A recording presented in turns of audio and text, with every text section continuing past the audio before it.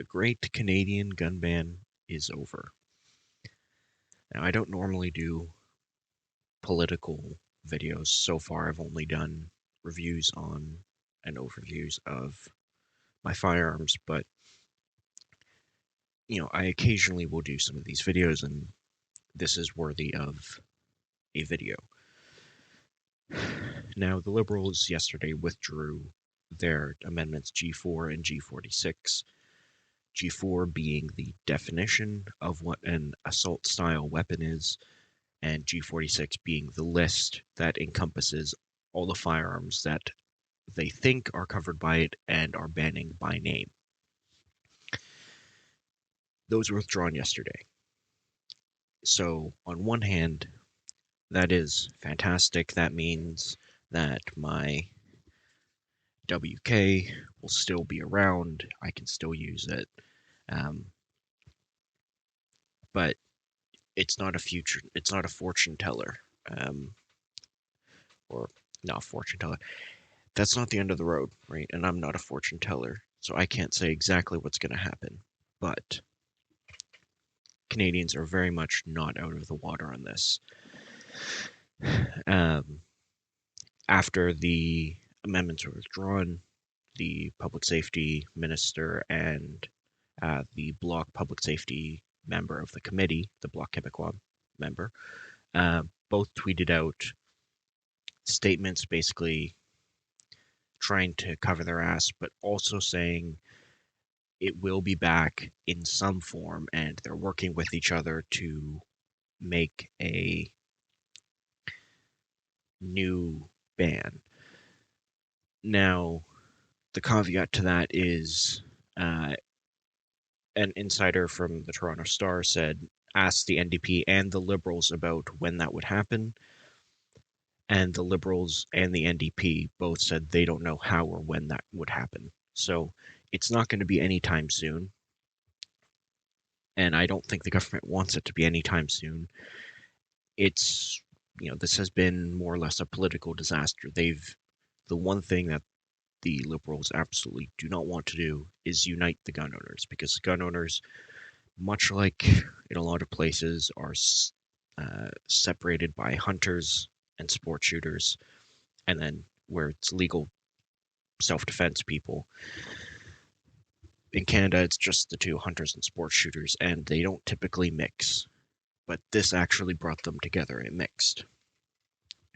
So now that they're not mixed, now that these amendments have been withdrawn, it's back to bidding each other again. And that can be evident in that C-21, the original part of it, is still there. They're still banning airsoft, and they're still banning handguns. I can still use them. I just can't buy or transfer them. There may be amendments coming from the NDP MP, Alistair McGregor. He legally can't say what his amendments are yet because they haven't been presented. But it's very likely, based on the consultation he did at Victoria Fish and Game and the way he's spoken, airsoft is probably going to be revised, maybe just require orange tips or something. And the other would be allowing handgun transfers for sport shooting. So if you become a member, or I don't know, something like the Scandinavian or European model, where you have to be part of a club for a certain amount of time, and then you're into the sport shooting scene, and then you can buy and sell handguns or whatever. So that is a possibility, but we won't know, because the Liberals want to duck this so bad that the next Public Safety Committee isn't even on C-21. It's on something to do with Russia. So,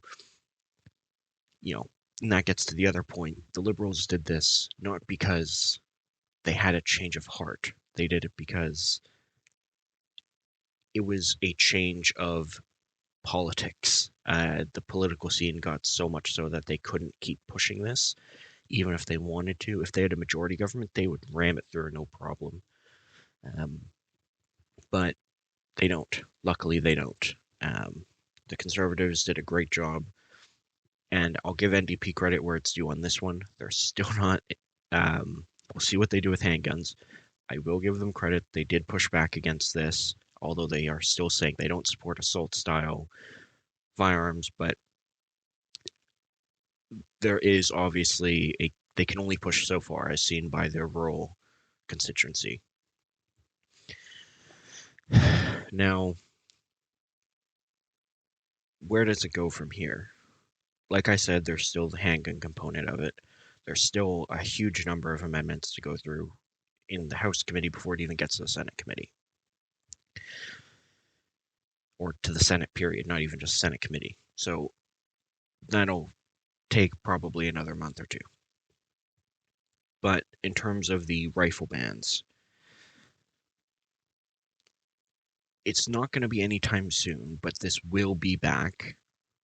Probably slightly different, because if they just reintroduced what they introduced in the amendments in a separate bill, I don't think that's going to cut it. The NDP stood their ground on First Nations rights, and they can't exactly backtrack from that, realistically. The Bloc was hesitant, and they said now multiple times it was too broad. So there's no real way of doing this. They can't do another amendment to the bill because that goes against what the Bloc and the NDP wanted in the first place, which was a proper process, not an 11th hour amendment. And an order in council, they could do an order in council like they did in May 2020, but realistically, they could only do it for like maybe 3 or 4 guns, like maybe the WKs, the Tavors, and like, I don't know, maybe a PCC or something. They realistically couldn't do this through order in council. Again, um, they've stated that's not what they want to do. They don't want to ban guns by name anymore. They want to mass ban them by definition. And so that would require a separate bill.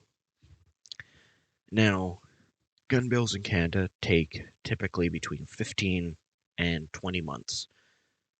Bill C-21 was looking like it would be 17 to 18 months to pass, but then this whole fiasco happened, so you can add on an extra month. It'll be likely 18 to 19 months. So let's say a new bill is introduced today. Well, you would have, at the bare minimum, right, 15 months. That takes us into mid-24. 20 months, that takes us to the end of 24, roughly.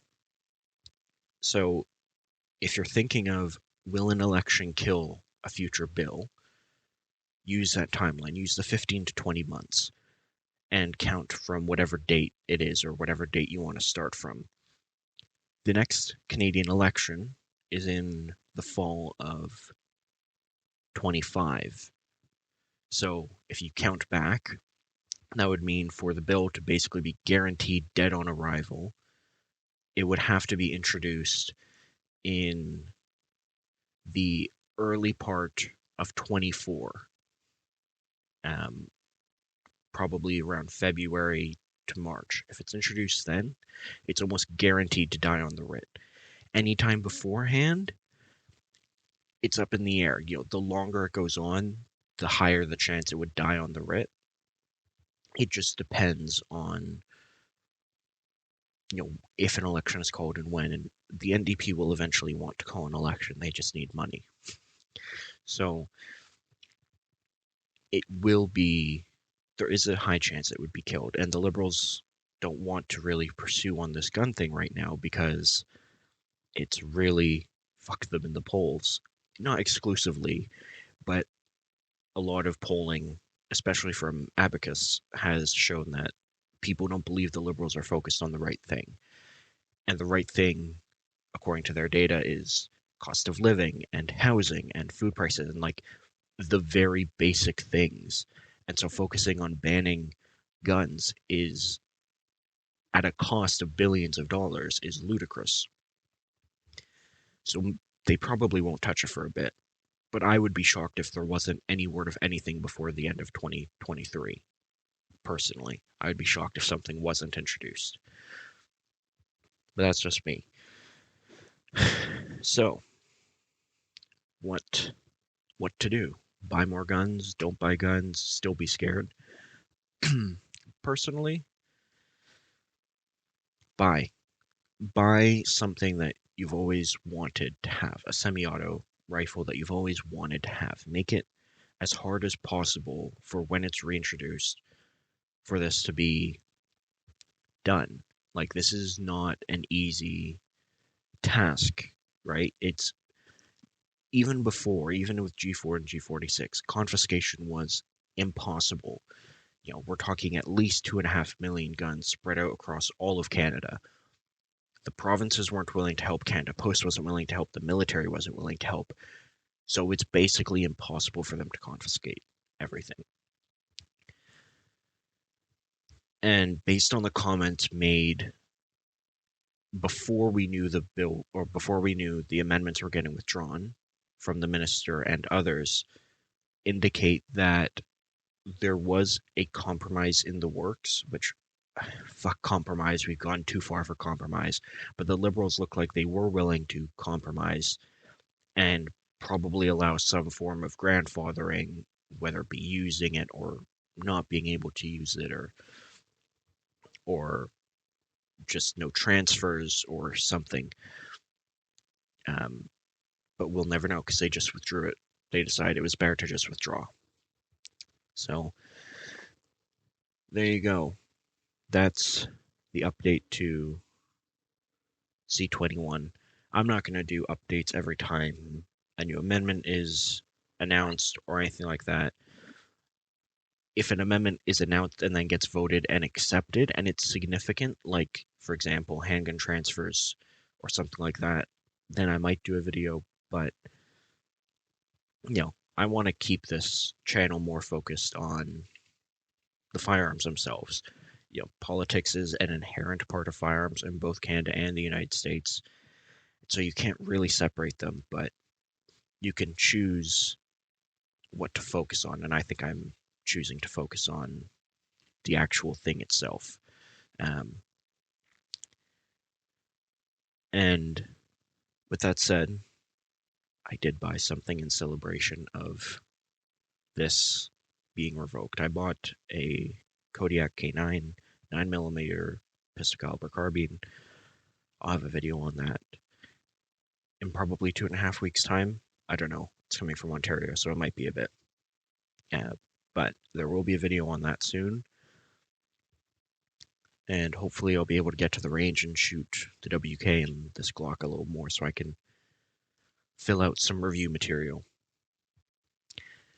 But until the next one, thank you for watching, and keep writing letters.